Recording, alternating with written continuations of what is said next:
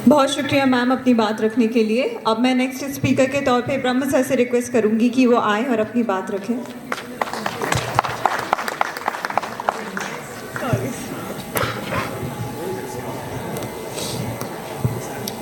Thank you. और मैं JNU को शुक्रिया अदा करना चाहता हूं बुलाने के लिए। और सबसे पहले तो एक अनकंडीशनल सॉलिडारिटी भी जो चल रहा है, जिस तरह से सस्पेंशन हुआ है और सारा जो रवैया है उसको लेकर भी, और ख़ासकर जिस तरह के स्टेटमेंट आ रहे हैं, ये स्टेटमेंट को हमें काट के नहीं देखने की ज़रूरत है। ये बड़ा कॉन्टेक्स्ट में इस तरह के स्टेटमेंट आ रहे हैं, नारे लग रहे हैं, ब्राह्मणवाद जिंदाबाद के नारे लग रहे हैं, जो कुछ समय पहले तक अनथिंकेबल था। आप सोच ही नहीं सकते हैं कि इस तरह के नारे लग सकते हैं। बिहार विधानसभा का भी घटना है, संदीप आपको बढ़िया से बताएंगे। जिस तरह की वहाँ बातें हुई कि वहाँ के मिनट से ब्राह्मणवाद को हटा दिया गया। क्या ब्राह्मणवाद के बारे में बात नहीं की, जब ब्राह्मण के बारे में बात कर सकते हैं?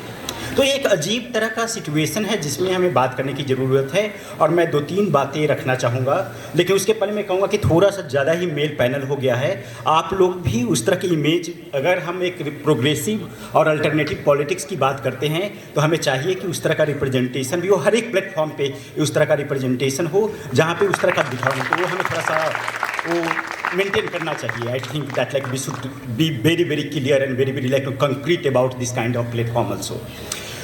2 बातें मैं करना चाहूँगा। एक बात है कि जेम्स बॉल्डविन बहुत बड़े, चूँकि रेस की बात हो रही है, कास्ट की बात हो रही है, जेम्स बॉल्डविन अमेरिका के बहुत बड़े सिविल राइट एक्टिविस्ट थे और काफ़ी उन्होंने लिखा है, बड़े राइटर भी रहे। उन्होंने बहुत ही बढ़िया, उनकी पंक्ति है, जब मैंने उनको सुना, जब आप लोग सर्कुलेट कर रहे थे कुछ मिनट्स जो ये वीडियो का सर्कुलेट हो रहा था, तो suddenly like James Baldwin came into my mind and what was that. So and he is the person who wrote like 2 book जो आपको देखना चाहिए, और कुछ भी ऐसे भी कुछ पढ़ना उस किताब का देखें। तो एक किताब है डेविल एट द वर्क और दूसरी उनकी किताब है फायर नेक्स्ट टाइम। तो जेम्स बॉल्डविन जब विक्टिम की बात कर रहे हैं तो he says that like about victim कि victim like the victim, if victim is able to understand the condition of victim, then he and she cease to be the victim, he and she becomes threat. तो मामला ये नहीं है कि victimhood play करते हैं, मामला होता है कि when like victim is able to articulate the position of victimhood और when victim is able to articulate understand the condition of victimhood, then the person becomes a threat. तो यहाँ मामला यह है कि ये कहा जा रहा है कि नहीं, आप है कि एक बार बार ये बात आती है कि आप है जो दलित पॉलिटिक्स को या बाकी पॉलिटिक्स को आप विक्टिमहुड में ही क्यों सीमित कर देना चाहते हैं। तो वो एक अलग तरह की समस्या है, जहाँ पर की बात होती है कि नहीं, उनका तो पॉलिटिक्स ही विक्टिमहुड का है और इस तरह का। तो ये भी एक तरह का एक तरह का देखने का नज़रिया है। लेकिन यहाँ पर मामला है जो VC मैडम को इस बात से दिक्कत नहीं है कि विक्टिमहुड प्ले कर रहे हैं या विक्टिम कोई है। मामला है कि जब when victim starts talking in the language of threat, और जहाँ पर उनको परसीव होता है कि ये थ्रेट बन जाएंगे, जिसकी बात अनिता जी ने भी बताया, तो वो है जो वहाँ पे ज़्यादा मुश्किलें आती है। And I think we need to understand in that way कि how when you are able to articulate that position, when you are able to understand that context, then like victim becomes a threat. And यहाँ पर सारा जो मामला जो आ रहा है, ये जो पूरा UGC का मामला है, जिस तरह से सारी बातें समझी जा रही है, वहाँ पर ये है कि एक विक्टिम के पॉलिटिक्स से दूसरे तरह की पॉलिटिक्स आ रही है, जहाँ पर है कि if because you have like new generations of students, you have new generations of scholars who are able to articulate their position। यहाँ पर जहाँ पे यूनिवर्सिटी के साइट में ये डिबेट क्यों हो रहा है, यूनिवर्सिटी इज अ स्पेस जहाँ पर ये आर्टिकुलेशन ज़्यादा बढ़िया से कर रहे हैं। एक बहुजन कम्युनिटी के स्टूडेंट्स आए हैं, बाकी और मार्जिनलाइज कम्युनिटी के स्टूडेंट्स आए हैं, वो इस पोजीशन को रख रहे हैं। इसलिए भी UGC का जो रेगुलेशन है वो उस बड़े कॉन्टेक्स्ट में देखने की ज़रूरत है। दूसरी बात जिसके बारे में कुछ लोगों ने, लोबियाल सर ने भी इंडिकेट किया, मैं समझने की कोशिश कर रहा था कि क्या इस मैडम को ये समझ में नहीं आता है कि इक्वालिटी और इक्विटी में क्या डिस्टेंस है, लाइक वो क्या डिस्टिंक्शन है, दोनों में क्या डिफरेंस है। तो फिर अभी जो लोबियाल सर ने बोला वो, उससे मुझे काफ़ी बढ़िया से वो समझने में हेल्प मिला कि इक्विटी, जब हम बात करते हैं इक्वालिटी का, देन यू थिंक दैट कि we all are equal on like on matter of principles, on matter of justice, on matter of something, on matter of existence. Equity की बात होती है तो कोई भी बताता है कि इक्विटी में ये बात होती है कि हम सबका बैकग्राउंड अलग अलग है, हम सबका हो सकता है कि एक्सपोजर अलग अलग है, इसलिए इक्विटी की बात होती है।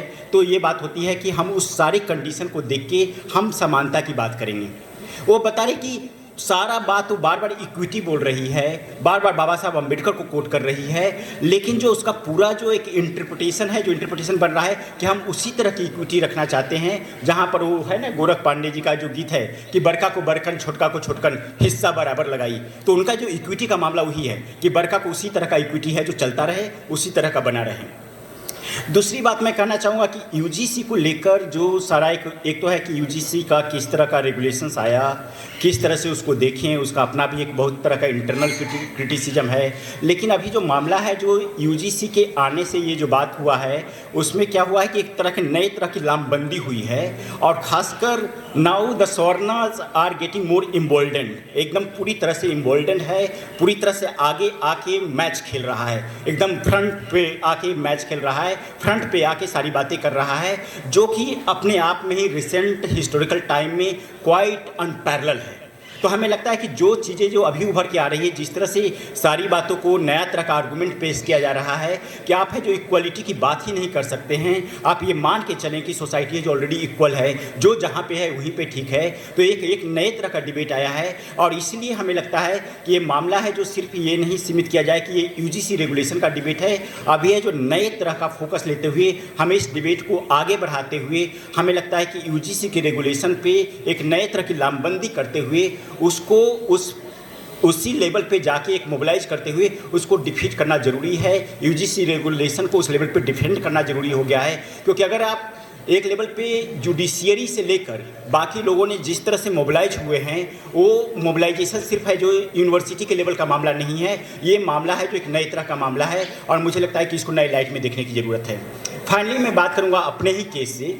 मेरा भी केस है जो यहाँ बहुत ही इंटरेस्टिंग है, और ये जो बता रहे हैं कि यहाँ पे इक्वल ये है, सब कुछ इक्वल है, और हम लोग काफ़ी सरप्राइज थे जब हम सुन रहे थे मैडम को, तो बता रहे कि ड्राफ्ट सर्कुलेट नहीं किया गया, ये कुछ भी बताया नहीं गया। तो हमारे साथ हमेशा होते रहता है, कोई भी एक भी ड्राफ्ट का सर्कुलेशन नहीं होता है, कोई भी इंफॉर्मेशन है जो पब्लिक में उस तरह से नहीं आती है, तो ये सबको पता है, जो भी यूनिवर्सिटी के टीचर्स यहाँ हैं, स्टूडेंट्स हैं। तो ये है 2 साल पहले की घटना है। मैं अभी यहाँ पे असिस्टेंट प्रोफेसर हूँ आर्ट्स एंड एस्थेटिक्स में। तो अचानक से एक नया पोस्ट आया था प्रोफेसर ओबीसी पे, ओपन पोजीशन था, मैं एप्लीकेंट था, मैंने अप्लाई किया। तो यहाँ हुआ कि कमेटी में जो भी हुआ, कमेटी ने मुझे सेलेक्ट किया, सिलेक्शन कमेटी ने मुझे सेलेक्ट किया, एग्जीक्यूटिव काउंसिल ने मेरे पोजीशन को रिकमेंड किया। तो अब बाकी ये था मामला कि लेटर आना है, अब आपको लेटर आना है और प्रोफेसरशिप आप ज्वाइन करने जा रहे हैं। मैं भी अपने दोस्तों के लिए पार्टी उठी रखा था, क्या सेलिब्रेट करेंगे। शाम तक मुझे अंडरग्राउंड फ़ोन कॉल आता है कि आप है जो माफ़ीनामा दे दीजिए, तब जाके आपको लेटर जाएगा।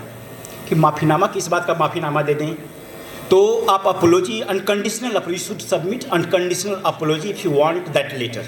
मैं कहा कि क्या मैं आपके साथ तो कोई कंप्रोमाइज़ किया नहीं था, मैं इंटरव्यू दिया, सिलेक्शन बोर्ड ने सेलेक्ट किया, तो माफ़ीनामा किस बात का। तो यहाँ पर 48 टीचर्स को चार्जशीट किया गया था, कुछ प्रोटेस्ट हुए थे जगदीश कुमार के समय में, उसको लेकर चार्जशीट किया गया था, उसी मामले को ले आए और बताया गया मुझे कि आप अनकंडीशनल अपोलॉजी दे दीजिए। फिर हुआ, बहुत कोशिश किया कि वीसी मैडम से मिला जाए, बात किया जाए कि सिलेक्शन बोर्ड में आप भी थी, आपने साइन किया था, आपने बहुत ही जोश भर के इसमें एग्जीक्यूटिव काउंसिल में कहा था कि बहुत बढ़िया इंटरव्यू हुआ, आपका सिलेक्शन हुआ है, सब कुछ हुआ है। अचानक ये हुआ क्या? तो बहुत किसी ने बताया कि मैडम से मिलना है, तो ऐसे तो होगा नहीं, तो क्या करना पड़ेगा मैडम से मिलने के लिए? तो लिफ्ट का टाइमिंग ये है, आप है जो 9:15 में मैडम से मिलना है तो लिफ्ट में चले जाइए, तब जाके मैडम मिल पाएगी।